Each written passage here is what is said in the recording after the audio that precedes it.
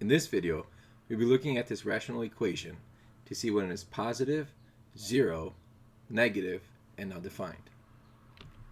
The first thing that we'll be looking at is a numerator. The numerator is consisted of 4 different factors. We're going to look at when each factor is either undefined or equal to 0.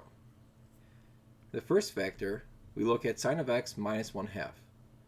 We set that equal to 0 and see that x is pi over 6 or 5 pi over 6.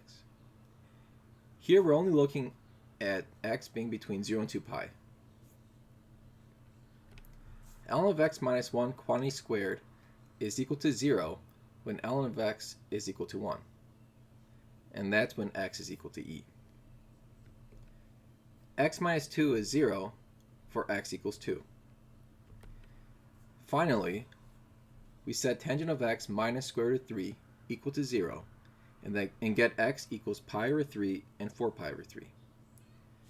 Here, we also have to consider when tangent of x is undefined, since tangent is sine over cosine.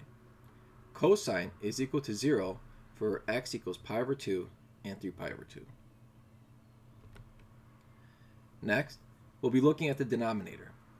The denominator is consisted of 2 different factors.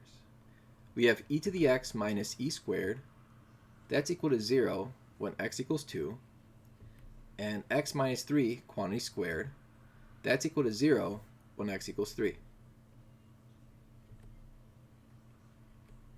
Okay, now we draw a number line and put all the values that we just calculated. And we also include the endpoints. We're only looking between 0 to 2 pi, so that's going to be in our number line. And we're going to be testing the different regions. The first region we're going to be looking at is from 0 to pi over 6. If we test a value in there, we get a positive number. We move on to pi over 6 to pi over 3. Testing a value, we get a negative number.